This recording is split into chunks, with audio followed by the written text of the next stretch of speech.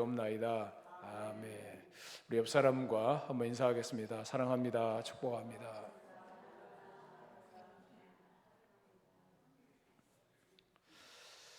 마태복음 16장 13절 이하에 보면은 예수님께서 제자들에게 물으셨습니다. 사람들이 인자를 누구라 하느냐라고 물으셨습니다. 제자들이 대답했습니다. 더러는 세례요한, 더러는 엘리야, 어떤 이는 예레미야나 선지자 중에 하나라 하나이다. 더러는 세례요한이라고 말했습니다. 세례요한은 예수님께서 오시기 직전에 폭발적인 영과 능력으로 일한 자였고 예수님의 천국 메시지와 거의 일치했기 때문에 사람들은 예수님을 세례 요한이라고 착각했습니다. 더러는 엘리야라고 말했습니다. 엘리야는 구약에서 가장 열성적으로 백성들의 타락과 종교적 불의를 꾸짖었던 선지자였습니다. 그리고 엘리야는 많은 능력을 행했습니다. 그래서 예수님을 엘리야로 착각했던 것 같습니다. 어떤 이는 예레미야나 선지자 중에 하나라고 말했습니다. 예레미야는 구약에서 이스라엘 백성을 위해서 가장 눈물을 많이 흘리며 애쓴 선지자로 평가됩니다. 카미그락이라는 학자는 예레미야의 경우처럼 예수님도 이스라엘에 대해 부정적 예언을 했기 때문에 예수님을 예레미야와 같은 비운의 선지자로 보았을 것이다 라고 주장했습니다. 이러한 사람들의 견해를 들은 다음에 제자들에게 물으셨습니다. 그러면 너희는 나를 누구라 하느냐라고 물었습니다. 그때 시몬 베드로가 이런 대답합니다. 주는 그리스도시요 살아계신 하나님의 아들이십니다. 베드로는 예수님에 대해서 정확하게 알았습니다. 이 베드로의 신앙 고백을 주님께서 아주 기뻐하셨습니다. 그래서 베드로를 향해서 이런 말씀을 하셨습니다. 마태복음 16장 17절부터 19절 말씀을 같이 읽겠습니다. 예수께서 대답하여 이르시되 바요나 시몬아 내가 복이 있도다. 이를 내게 알게 한 이는 혈육이 아니요 하늘에 계신 내 아버지시니라. 또 내가 내게 이르노니 너는 베드로라. 내가 이 반석 위에 교회를 세우리니 음부의 권세가 이기지 못하리라. 내가 천국 열쇠를 내게 주리니 내가 땅에서 무엇이든지 매면 하늘에서도 매일 것이요 내가 땅에서 무엇이든지 풀면 하늘에서도 풀리리라 하시고, 그 당시 사람들 중에 예수님에 대해서 더러는 세례요한, 더러는 엘리야, 어떤 이는 예레미야나 선지자 중에 하나라고 하는데 베드로는 그리스도는 주는 그리스도시요 살아계신 하나님의 아들이라고 분명하게 말씀을 하셨고 그런 신앙 고백을 했던 것입니다. 그리스도에 대한 신앙 인식이 대단히 중요합니다. 예수 그리스도를 어떤 분으로 알고 섬기느냐가 우리의 신앙의 척도입니다. 여러분은 예수님이 어떤 분으로 알고 섬기십니까? 어떤 분으로 이해하십니까? 어떤 분으로 체험하셨습니까? 오늘 본문은 엘리야가 하나님에 대한 새로운 인식을 하게 되는 내용이 기록되고 있습니다. 하나님에 대한 신인식의 변화가 엘리야에게 있었던 것입니다. 세미한 소리라는 제목으로 은혜를 나누고자 합니다. 450명의 바알 선지자와 400명의 아세라 선지자와 대결하기를 겁내지 않았던 엘리야가 이세벨의 말 한마디를 듣고 도망쳤습니다. 열왕기상 19장 2절입니다. 우리가 보았던 내용인데요. 열왕기상 19장 2절 같이 읽습니다. 이세벨이 사신을 엘리야에게 보내어 이르되 내가 내일 이맘때에는 반드시 내 생명을 저 사람들 중 한 사람의 생명과 같게 하리라. 그렇게 하지 아니하면 신들이 내게 벌 위에 벌을 내림이 마땅하니라 한지라. 이 450명의 바알 선지자 또 400명의 아세라 선지자, 많은 선지자들이 죽임을 당했다는 그 말을 들었습니다. 그래서 내일 내가 이 엘리야 선지자를 가만두지 않겠다. 그 선지자를 반드시 그 사람들과 같이 죽임을 당하게 할 것이다. 이 말을 듣고 자기의 생명 위협을 느끼고 브엘세바까지 도망하고, 그것도 모자라서 광야길로 들어가 하루길쯤 행하고 한 로뎀나무 아래에서 죽기를 구했다고 했습니다. 여호와여, 넉넉하오니 지금 내 생명을 거두시옵소서. 나는 내 조상들보다 낫지 못하니이다.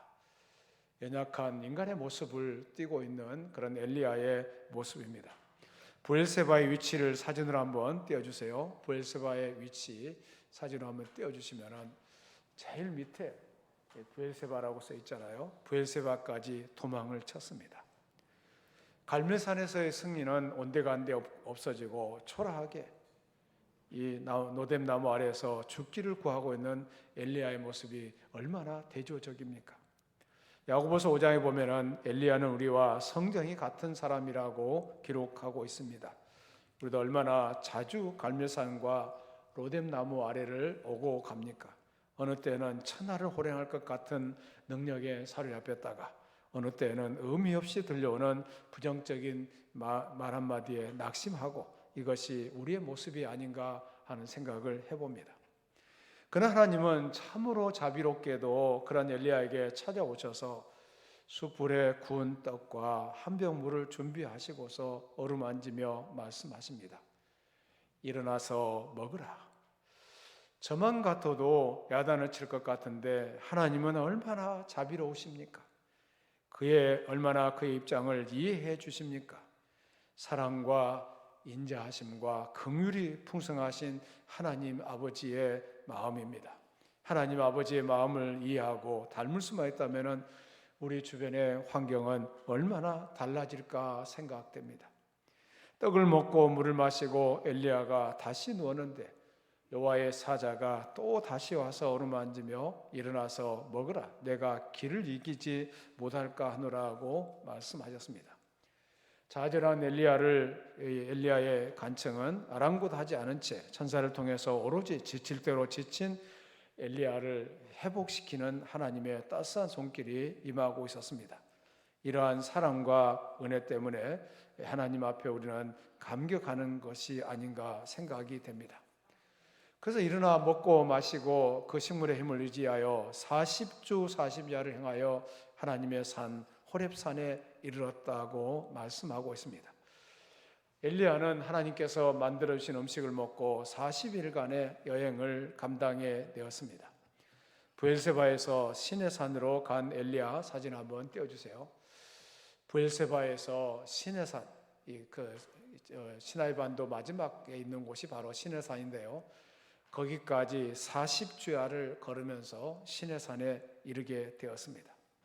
하나님은 영광스럽게 엘리야를 호렙산으로 인도하셨습니다. 호렙산은 시내산과 동일시 되었습니다. 엘리야가 이 거대한 산 정상에 다가왔을 때 그는 이곳에서 과거에 모세와 이스라엘 백성에 대한 하나님의 놀라운 다스림에 대해서 생각해 보았을 것입니다. 이곳이 바로 하나님이 떨기나무 불꽃 가운데 모세에게 나타났던 곳이기도 합니다. 그 후에 하나님은 이스라엘 백성을 애굽에서 해방시켜 주셨고, 그리고 나서 그들로 하여금 가나안 땅으로 나아가도록 역사하셨습니다. 이곳에서 그들에게 율법을 주신 곳이기도 합니다. 또한 모세는 이곳에서 멸망당할 위기에 처한 그들의 동포를 위해서 하나님께 중보 기도를 올렸습니다. 바로 이곳은 물이 솟아나는 기적을 체험하는 그런 곳이기도 했습니다. 하나님과의 영광스러운 교제가 이루어졌던 거룩한 산 호렙산으로 하나님은 엘리야를 인도해 주셨습니다. 엘리야는 호렙산에 도착해서 한 굴에 들어갔다고 했는데 오늘 9절 말씀을 같이 읽겠습니다. 9절입니다. 시작. 엘리야가 그곳 굴에 들어가 거기서 머물더니 여호와의 말씀이 그에게 임하여 이르시되 엘리야야 내가 어찌하여 여기 있느냐. 여기 보면은 굴에 해당되는 메아라라는 단어 앞에는 정관사 하라는 정관사가 붙어 있기 때문에 그 굴이라고 해야 합니다. 그래서 엘리야가 들어간 그 굴은 호렙산에서 흔히 발견되는 그런 여러 종류의 굴이 아니라 하나님의 영광이 지나갈 때 모세가 피해 있었던 반석, 틈일 가능성이 많습니다. 이 굴에 유하고 있던 엘리야에게 하나님은 나타나셔서 말씀하셨습니다. 엘리야야, 내가 어찌하여 여기 있느냐? 내가 여기서 무엇을 하고 있느냐라는 질문입니다. 이 질문은 새로운 사실을 묻는 질문이 아니라 질문받은 자를 각성하게 하기 위한 질문이었다는 것을 알게 됩니다. 하나님은 엘리야의 실망과 체념을 이미 알고 계시면서 물으셨던 것입니다. 바로 이 질문은 엘리야 자신을 냉정하게 성찰하게 하는 도전이 되었습니다. 일종의 전환과 갱신의 계기를 마련하기 위해서 하신 질문이었습니다. 범죄하여 동산나무 사이에 숨어있던 아담에게 하나님이 물으셨습니다. 내가 어디 있느냐? 하나님은 엘리야와의 이런 대화를 통해서 하나님의 경륜을 깨닫게 하고 아직도 할 일이 남아있음을 알리게 하기 위해서였습니다. 엘리야가 내가 어찌하여 여기 있느냐? 엘리야는 대답했습니다. 10절 말씀을 같이 읽습니다. 10절입니다. 시작. 그가 대답하되 내가 만군의 하나님 여호와께 열심히 유별하오니 이는 이스라엘 자손이 주의 언약을 버리고 주의 제단을 헐며 칼로 주의 선지자들을 죽였음이오며 오직 나만 남았거늘 그들이 내 생명을 찾아 빼앗으려 하나이다. 그의 대답은 이런 것이었습니다. 나는 하나님을 위한 열심히 제일 많은 사람입니다. 이스라엘 백성들은 언약을 저버리고 여호와의 제단과 선지자들을 파멸시켰습니다. 오직 나 혼자 남아서 싸우고 있습니다. 이스라엘 백성은 지금 나를 죽이려고 찾고 있습니다. 라는 고백입니다. 이것은 분명히 엘리야의 넋두리입니다. 엘리야는 그의 생애 중에서 아주 급박한 위기에 처해서 이스라엘의 우상 숭배를 중단하게 하고 온 나라를 회개하게 하기 위해서 얼마나 노력했지만은 그러나 이 모든 것이 다 헛되었다는 것입니다. 엘리야가 생각하기를 그는 헛되이 수고했고 물을 얻기 위해서 그의 힘을 소진해 버린 것이다 라고 생각했습니다. 그들이 나의 생명을 빼앗으려고 하나이다. 이처럼 목이 뻣뻣하고 무감각한 백성을 위해서 시간을 더 이상 소모할 필요가 있겠습니까? 이것이 바로 엘리야의 대답이었던 것입니다. 그러나 하나님은 엘리야에게 새로운 계시를 보여주시고 새로운 소명으로 인도하셨습니다. 오늘 본문 11절, 12절 말씀을 같이 읽겠습니다. 시작. 여호와께서 이르시되 너는 나가서 여호와 앞에서 산에 서라 하시더니 여호와께서 지나가시는데 여호와 앞에 크고 강한 바람이 산을 가르고 바위를 부수나 바람 가운데 여호와께서 계시지 아니하며 바람 위에 지진이 있으나 지진 가운데도 여호와께서 계시지 아니하며 또 지진 후에 불이 있으나 불 가운데도 여호와께서 계시지 아니하더니 불 후에 세미한 소리가 있은지라. 하나님은 엘리야에게 말씀합니다. 너는 나가서 여호와 앞에 산에 서라. 엘리야는 동굴 밖으로 나와 서야 했습니다. 보호되어 있는 상태에서 퇴행에서 밖으로 나왔습니다. 그리고 서 있어야 했습니다. 스스로 서서 싸움에 대항해야 했습니다. 다시 일어나서 산 위에서 온갖 풍상을 겪게 하는 바람 속에 서 있어야 했습니다. 그는 자신을 변화시키는 하나님을 동굴 안에서가 아니라 오로지 그가 자신의 삶과 맞설 때 만나게 된다는 것을 말씀합니다. 하나님은 이제 그의 앞을 지나가십니다. 강한 바람으로 지진으로 불길이 그 앞에 지나가지만은 하나님은 폭풍 가운데서도 지진과 불 가운데도 계시지 않았습니다. 하나님은 세상의 모든 악을 한꺼번에 쓸어버리시는 폭풍의 하나님이 아니라는 것을 말씀하십니다. 따라서 그분은 세상의 온갖 악 속에 뛰어들어가서 넘치는 열정으로 모든 부정적인 것을 전멸시키려고 하는 사람 또한 바라시지 않습니다. 하나님은 지진의 하나님이 아니십니다. 모든 것을 가르고 부수어 온갖 것이 서로 뒤섞이게 하는 분이 아니십니다. 또 그분은 모든 것을 둘로 쪼개 절대적인 대립을 구축하는 사람 또한 원하지 않습니다. 그리고 하나님은 무엇보다도 모든 것을 태워버리는 불의 하나님도 아니십니다. 엘리야는 하나님의 굉장한 사건을 통해서 초자연적인 역사하신 분으로 생각했습니다. 갈멜산에서의 바알과 아세라 선지자들과 싸울 때 하늘에서 불이 내렸습니다. 그때 엘리야는 하나님의 임재하심에 감사하며 하나님을 찬양하며 영광 돌렸습니다.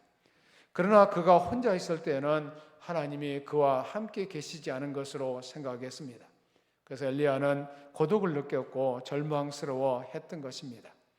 불이나 바람, 지진 같은 초자연적인 표적과 굉장한 사건이 있을 때에만 하나님이 임재하셔서 역사하시는 것처럼 생각하는 사람은 바로 엘리야처럼 로뎀 나무 아래에서 고독을 체험하게 될 것입니다. 많은 사람들이 신앙을 번쩍번쩍하는 데서만 찾으려고 합니다. 안전뱅이가 일어나고 굉장한 사건이 터질 때에만 하나님이 계신 것으로 알고 감탄합니다. 그러나 혼자 있을 때에도 모든 것이 헛되다고 고독해 하는 것입니다. 그러나 하나님은 엘리야에게 세미한 속에서 자신을 계시하셨습니다. 하나님은 불이나 바람이나 지진 같은 굉장한 사건 속에서 자신을 계시하신 것이 아니라 오히려 부드럽고 그윽한 산들바람 속에서 나타나신 것입니다. 하나님은 엘리야가 상상했던 야단치고 호통치는 신이 아니라 그윽하고 다정하며 자상하며 섬세하며 부드럽고 온화한 신이었다는 것을 말씀합니다. 그러므로 나 자신도 잠시 침묵 가운데 주의 깊고 민감하게 동굴 앞에 서서 고요 속에 귀를 기울였던 엘리야처럼 겉옷자락을 내 얼굴로 가리고 내면의 소리에 귀를 기울일 때에만 비로소 그분을 경험할 수 있는 것입니다. 나는 하나님의 어떤 모습을 생각합니까? 내가 온전히 내 안에 있을 때 나를 감싸주는 외투 속에 쌓여 침착하게 두 눈을 감고 애써서 내면을 들여다볼 때 그때 하나님이 나와 함께 하는 것을 예지할 수 있는 것입니다. 이것은 우리의 일상생활 속에서 하나님은 자신을 계시한다는 것을 말씀하고 있습니다. 세밀하게 구석구석을 살펴보면 구석구석 하나님의 손길이 닿지 않은 곳이 없습니다.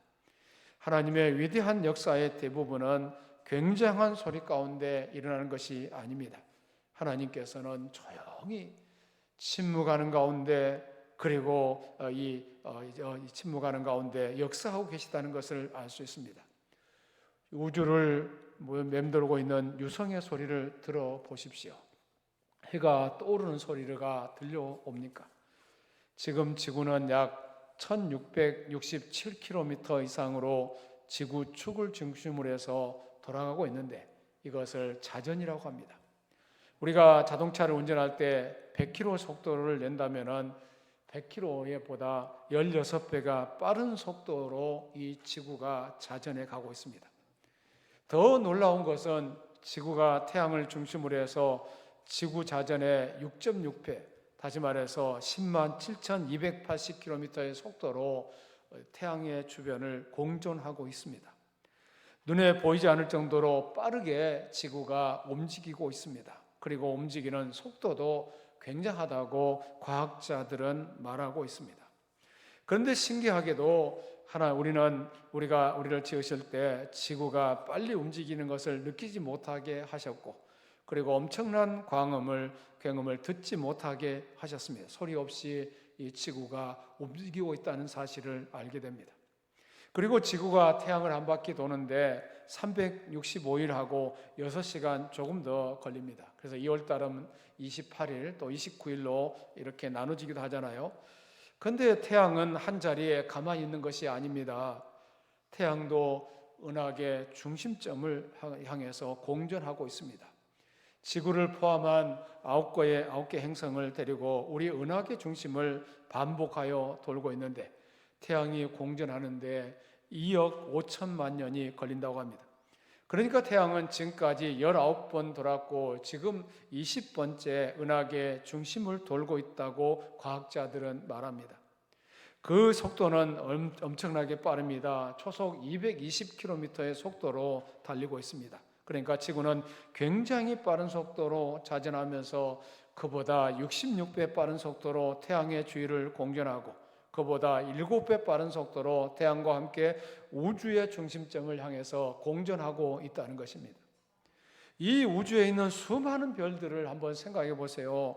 천문학자들의 보고에 의하면 우주 은하계에 400억 개 이상의 별이 있다고 합니다. 그런데 그 별들이 아주 정교하게 움직이고 있습니다. 위대하고 장엄한 설계자요, 우주 교통의 경찰관은 하나님이십니다. 뉴욕 하이엔 천문대의 천문학자들은 한 사람도 불신자가 없다고 합니다. 참으로 정교하게 우주를 만드시고 운행하시는 것을 보고 무신론자가 있을 수 없다는 것입니다. 사실 지구도 이 전 우주를 돌아보면 하나의 별이라는 것을 알게 됩니다. 이 우주 공간의 넓이를 여러분은 상상해 보셨습니까? 우주 공간을, 이 공간의 넓이는 과히 상상을 초월합니다. 하나님께서 이 우주 공간을 창조하셨다는 사실입니다. 하나님은 참으로 위대하신 분이라는 것을 알게 됩니다. 거대한 이 매크로의 세계를 비롯한 마이크로 세계는 또 어떻습니까? 이슬이 내리는 소리를 들어보셨습니까? 조용히 움직이는 하나님의 놀라운 역사를 생각할 수 있습니다.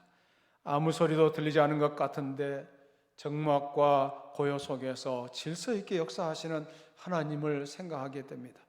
조용히 움직이는 하나님의 놀라운 역사를 생각해 봅니다. 아무 소리도 들리지 않은 것 같은데 적막한 고요 속에서 질서 있게 역사하시는 하나님을 생각해 보셨습니까? 하나님은 지극히 평범한 생활 속에서도 함께 역사하고 계십니다. 하나님은 평범하고 작은 일에 더 중요한 일을 하고 계십니다. 그러므로 특이하고 유별난 이적을 추구하기보다는 날마다의 신앙생활에서 고요히 주님의 말씀을 받고 이 말씀을 생활에 실천하고 하나님께 감사하며 또 괴로울 때 주님께 나와 주의 말씀을 받고 기도하고 다시 충만함을 얻는 그런 신앙생활을 할 때 우리 모두는 언제나 승리하게 될 줄로 믿습니다. 하나님은 엘리야에게 이 사실을 분명히 알게 하기 위해서, 깨닫게 하기 위해서 이런 사건 가운데 역사하셨습니다. 하나님은 불 가운데도 나타나지 않으셨습니다. 모든 것이 지나간 후에 엘리야에게 세미한 음성으로 이 엘리야에게 나타나셨습니다. 그때 엘리야가 깜짝 놀랐을 것입니다. 아, 하나님이 이렇게도 역사하시는구나. 하나님에 대한 새로운 인식을 엘리야는 하고 있었던 것입니다. 지금까지 엘리야는 하늘에서 쏟아지는 불과 까마귀를 통해 음식을 공급받고 하나님의 위대하시고 초자연적인 사건을 통해서 역사하신다는 고정관념을 지니게 되었습니다. 그러나 엘리야는 세미한 소리 가운데 역사하시는 하나님을 만나고 나서 겉옷으로 얼굴을 가렸다고 했습니다. 하나님의 임재를 상징하는 그런 모습을 보면서 얼굴을 가리고 있었던 것을 볼 수가 있습니다. 하나님을 직접 대면한 경우에는 살 수가 없기 때문에 엘리야는 겉옷으로나마 자기 얼굴을 가렸던 것입니다. 엘리야는 세미한 소리 가운데 계시하시는 하나님을 만나 보았습니다.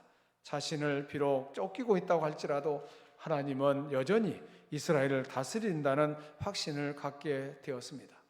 이세벨의 칼날이 있었지만은 그러나 하나님의 역사 없이 소리 없이 주관해 가신다는 사실을 새롭게 깨달았습니다. 그래서 그는 새로운 소명의 길로 나아갔습니다. 그래서 그 후에 성경들 보면은 하사엘에게 기름을 부어 아람 왕이 되게 하고 예후에게 기름을 부어 이스라엘 왕이 되게 하고 엘리사를 선택하여 자신의 후계자가 되게 하셨다는 사실을 읽어볼 수가 있습니다. 하나님은 위기에서 실패하여 고독해하는 엘리야에게 심과 음식을 주고 또한 어루만지시면서 상한 심령을 치유하셔서 하나님의 산 호렙에 이르게 하셨습니다. 그곳에서 세미한 음성으로 하나님은 자신을 나타내셨습니다. 이 계시로 인해서 엘리야는 새로운 하나님에 대한 인식을 하게 되었던 것입니다. 세미한 소리 가운데 자신을 계시하시는 하나님을 만나보면서 그 후에 하나님께서 주시는 사역을 감당하면서 그가 이 구약의 대표 주자로 설 수 있었던 것을 알 수가 있습니다. 우리의 일상의 세밀한 부분까지 역사하시는 그 하나님을 체험하시고 그 가운데서 창조주 하나님께 영광 돌리는 우리 모두가 되어야 할 줄로 믿습니다. 이 자리에 오신 모든 성도들, 불 가운데, 물 가운데, 지진 가운데 있는 하나님이 아니라 우리의 삶 가운데 세밀하게 역사하시고 세미한 음성 가운데 역사하시는 그 하나님을 만나보시면서 더 믿음이 깊어지고 하나님에 대한 이해의 폭이 넓어지면서 하나님께 영광 돌리는 저와 여러분이 되기를 축원합니다. 살아계신 하나님 감사합니다. 오늘 또 주의 말씀을 상고해 보았습니다.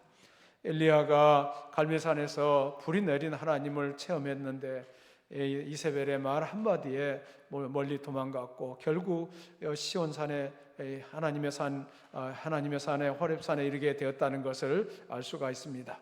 하나님 아버지 곳에서 하나님의 새로운 면을 발견했습니다.